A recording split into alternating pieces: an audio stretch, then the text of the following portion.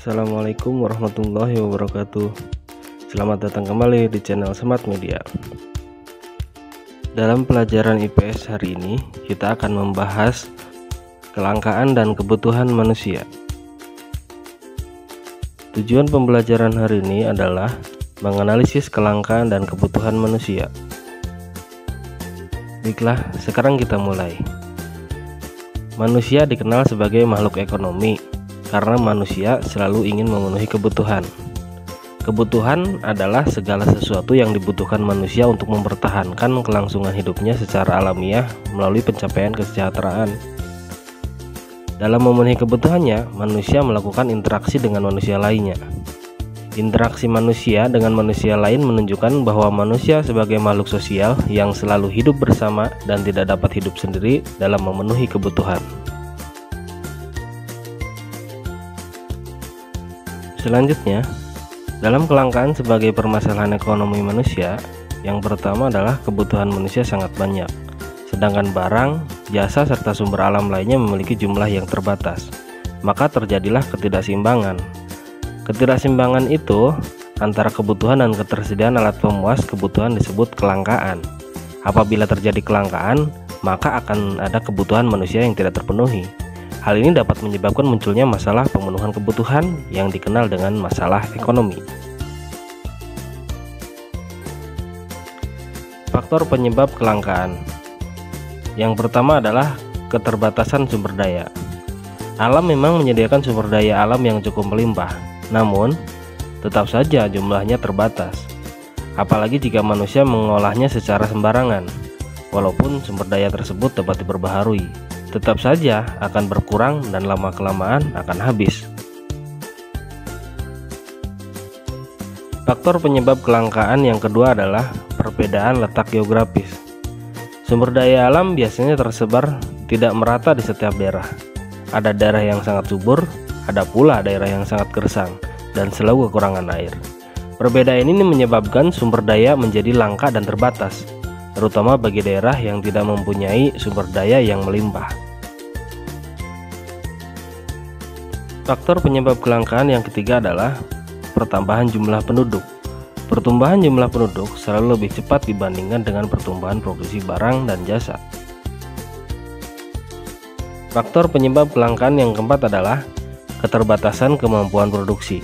Kapasitas produksi perusahaan terbatas karena pekerjaan membutuhkan istirahat, libur, kadang juga sakit, mengalami kebosanan dalam bekerja, keterbatasan bahan baku ataupun sumber daya sehingga jumlah produk yang dihasilkan tidak sebanyak kebutuhan. Faktor penyebab kelangkaan yang kelima adalah bencana alam. Bencana alam juga dapat menyebabkan kelangkaan, misalnya banjir. Perusahaan tidak dapat melakukan produksi karena mesin dan alat-alat rusak. Contoh sepertinya alat rusaknya terkena banjir atau dan lain-lain. Selain itu, bencana non-alam seperti COVID-19 juga dapat menyebabkan penurunan produksi karena banyaknya perusahaan yang tidak produksi dikarenakan diberlakukannya social distancing. Faktor penyebab kelangkaan yang keenam adalah tidak ada pengganti atau substitusi yang efektif. Tidak adanya pengganti akan suatu barang atau jasa merupakan salah satu penyebab terjadinya kelangkaan. Untuk mengatasi kelangkaan, maka kita harus bisa memprioritaskan yang paling utama. Agar alat pemenuhan yang kita miliki dapat mencukupi kebutuhan kita, maka sebaiknya dalam penggunaan kita harus sesuaikan dengan skala prioritas untuk menentukan kebutuhan yang paling penting, harus diutamakan pemenuhannya. Skala prioritas merupakan penentuan urutan kebutuhan dari yang terpenting sampai dengan yang kurang penting dan disesuaikan dengan penghasilan. Melalui skala prioritas, kita dapat memanfaatkan alat pemuas secara cermat sehingga dapat memenuhi kebutuhan kita. Macam-macam kebutuhan menurut intensitasnya. Yang pertama, kebutuhan primer atau kebutuhan pokok adalah kebutuhan yang harus dipenuhi atau yang harus diutamakan, karena bila tidak dipenuhi akan mempengaruhi kelangsungan hidup. Adapun yang termasuk kebutuhan primer antara lain sandang, pangan, dan papan. Kebutuhan menurut intensitasnya yang kedua adalah kebutuhan sekunder. atau kebutuhan tambahan. Nah, ini adalah kebutuhan yang dipenuhi setelah kebutuhan primer terpenuhi. Jadi sebelum melakukan untuk memenuhi kebutuhan sekunder, kita harus penuhi dulu kebutuhan primernya. Tidak terpenuhinya kebutuhan ini tidak akan mengganggu kelangsungan hidup, karena bukan yang paling utama. Kebutuhan sekunder antara lain perabot rumah tangga, lemari, arloji, radio, dan sabun. Kebutuhan menurut intensitasnya yang ketiga adalah kebutuhan tersier atau kebutuhan barang mewah. Nah, ini adalah kebutuhan yang dipenuhi setelah kebutuhan primer dan kebutuhan sekunder terpenuhi. Kebutuhan ini tidak mutlak harus dipenuhi, tetapi disesuaikan dengan kondisi keuangan dari masing-masing orang. Macam-macam kebutuhan menurut sifat. Yang pertama, kebutuhan jasmani. Kebutuhan yang bersifat memberi kepuasan pada badan atau jasmani. Kebutuhan ini bersifat materi. Contoh kebutuhan ini antara lain seperti makan, obat bagi yang sakit, minum, kesehatan, dan olahraga. Selanjutnya adalah kebutuhan rohani. Kebutuhan yang dirasakan untuk kepentingan jiwa manusia. Apabila kebutuhan ini terpenuhi akan merasa puas, aman, dan tenang. Contoh kebutuhan rohani antara lain kebutuhan akan rekreasi, agama, nonton TV, baca buku, dan pendidikan.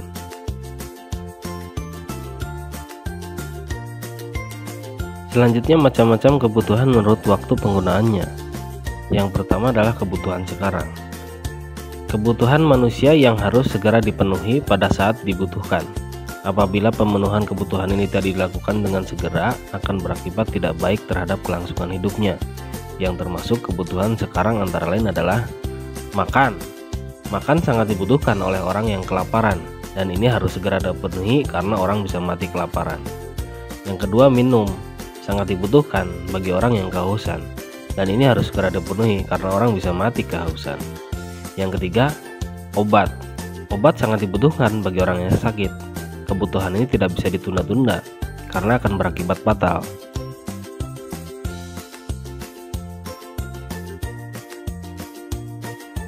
Macam-macam kebutuhan menurut waktu penggunaannya. Kebutuhan masa yang akan datang. Ini adalah kebutuhan manusia yang pemenuhannya dapat ditangguhkan pada masa yang akan datang. Pemenuhan kebutuhannya ini dapat dipersiapkan dari sekarang. Contoh, seorang saat ini bekerja untuk uang tetapi tidak lupa menyisihkan sebagian uang untuk memenuhi kebutuhan yang akan datang. Uang tabungan ini bisa digunakan untuk memenuhi kebutuhan pendidikan di masa depan bagi anak-anaknya. Macam-macam kebutuhan menurut subjek. Yang pertama, kebutuhan individual. Kebutuhan individual adalah kebutuhan yang berhubungan langsung dengan perorangan. Kebutuhan ini dirasakan oleh diri pribadi seorang dan pemenuhannya dilakukan secara individu. Tentu saja kebutuhan ini tidak sama orang yang satu dengan yang lainnya. Contoh kebutuhan ini seperti makan, minum, mobil, kacamata. Kebutuhan tergantung dari keinginan masing-masing.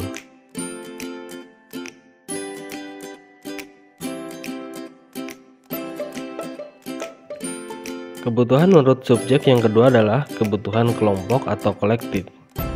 Kebutuhan ini adalah kebutuhan yang dirasakan oleh sekelompok orang secara bersama-sama, dan pemenuhannya juga dilakukan secara bersama-sama. Contoh kebutuhan ini antara lain seperti kebutuhan akan jalan, jembatan, sekolah, pasar, lapangan, dan lain-lain.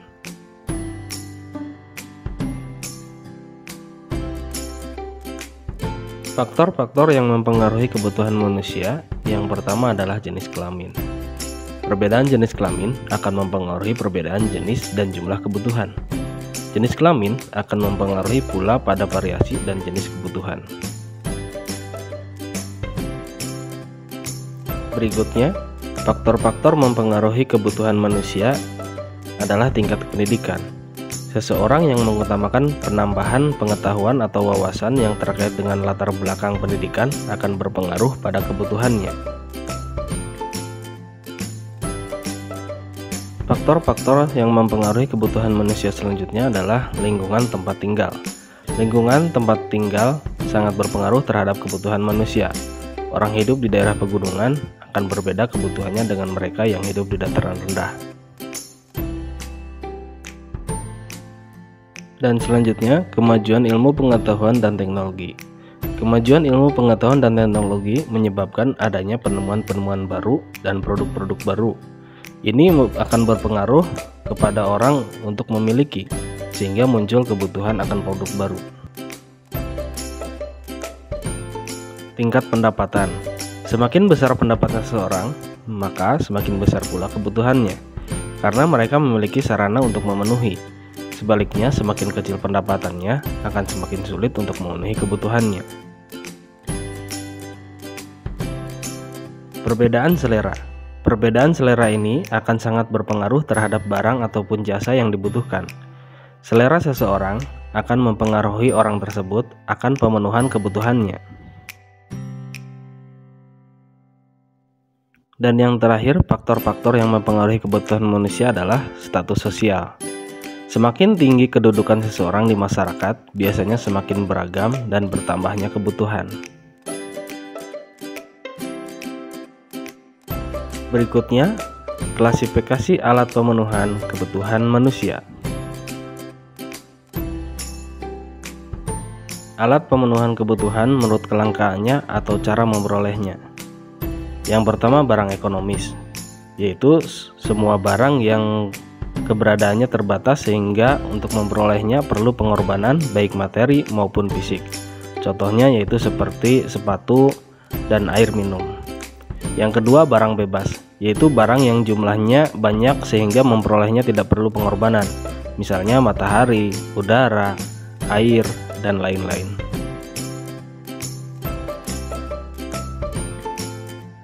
Alat pemenuhan kebutuhan menurut hubungannya dengan barang lain. Yang pertama, barang substitusi.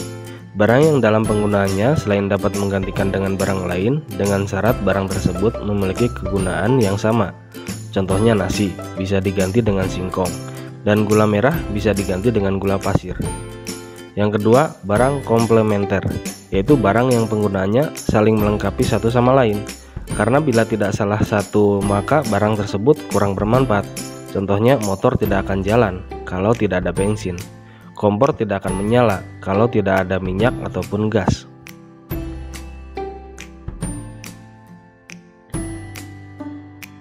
Berikutnya, alat pemenuhan kebutuhan menurut tujuan penggunaannya. Yang pertama, barang produksi atau barang modal. Barang yang tidak dapat langsung memenuhi kebutuhan manusia, tetapi melalui proses dahulu baru dapat digunakannya. Barang ini dapat menghasilkan barang lain, contohnya lahan, mesin, dan gedung. Yang kedua, barang konsumsi, yaitu barang yang dapat digunakan secara langsung untuk memenuhi kebutuhan manusia. Dalam kehidupan sehari-hari, barang konsumsi disebut barang jadi atau siap pakai karena telah melalui proses produksi dan siap dipasarkan. Contohnya buku tulis dan alat tulis.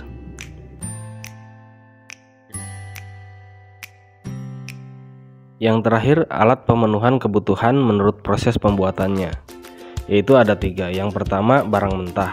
Barang yang belum dapat digunakan untuk memenuhi kebutuhan tetapi harus melalui proses produksi terlebih dahulu. Contohnya kayu yang belum digunakan bila belum dibentuk menjadi kursi. Yang kedua, barang setengah jadi, yaitu barang atau alat pemuas kebutuhan yang masih dalam proses produksi. Contohnya seperti benang sebelum dibuat menjadi kain dan tepung sebelum dibuat menjadi kue. Yang ketiga, barang jadi, barang atau alat pemuas kebutuhan yang dapat digunakan untuk memenuhi kebutuhannya. Contoh, nasi, kue, tas, baju, dan lain-lain. Sekian materi kelangkaan dan kebutuhan manusia pada pelajaran IPS hari ini. Tunggu video-video selanjutnya. Silahkan subscribe, like, dan komen. Semoga video ini bermanfaat. Wassalamualaikum warahmatullahi wabarakatuh.